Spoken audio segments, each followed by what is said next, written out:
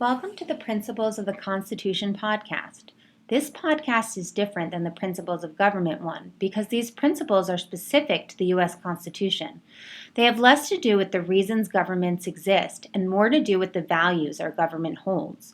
While most democracies hold similar underlying values, no democracy functions exactly the same. The founders constructed the Constitution very purposefully. They laid these principles down in the very fabric of how our government is organized and the way in which we hold elected officials accountable. Whether stated or implied, these principles are just as important today as they were at the Constitutional Convention. They are the tools we need to think about when interpreting the intent of the Constitution. Before I start discussing the principles, I would like to give a brief overview of the Constitution and what it is and what it's not. The Constitution is the framework for government. It's an outline. It doesn't contain laws, but rather contains the framework for making laws. It establishes the branches and their roles, as well as the relationship between the states and the federal government. Due to its broad nature, it allows for the people to establish specific roles and systems for governing over time as needed. It does this all in 7 fairly succinct chunks called articles. The 7 articles of the Constitution are the body of the Constitution. They are the meat, especially Articles 1 through 3 on the 3 branches, which will be discussed in the 3 Branches podcast.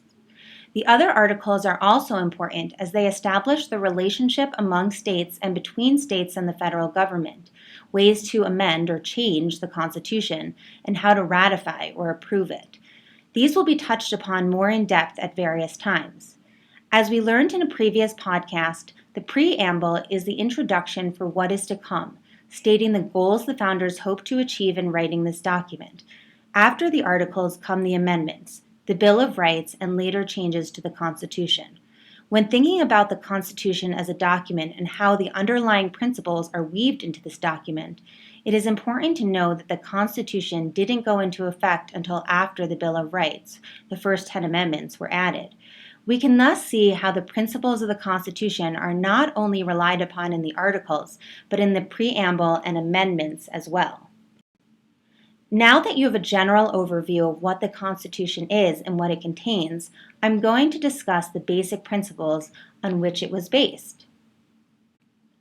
There is no set correct number of principles. Sometimes some may be combined and other times left out.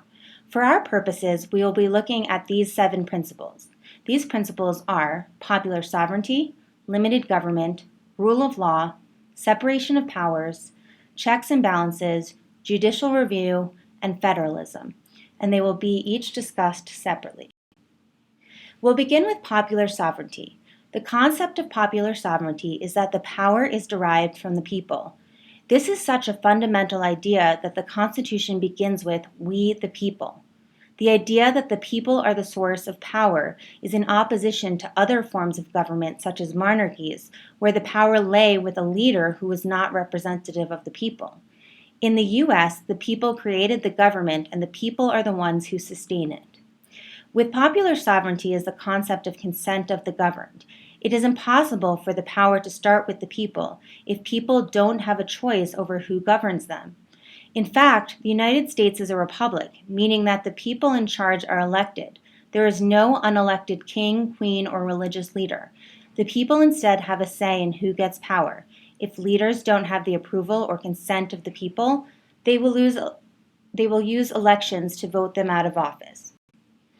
Following popular sovereignty is limited government. The Constitution starts with the idea that the government isn't all-powerful. It defines what the government can't do to the people. For example, people have inalienable rights such as freedom of speech and religion that the government can't take away.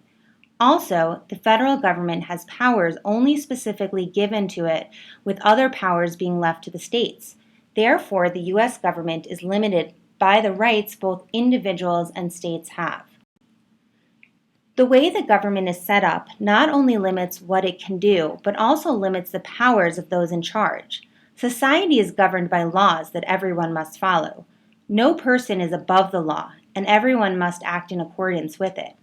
This means that elected officials must act in a way that shows they are preserving, protecting, and defending the Constitution.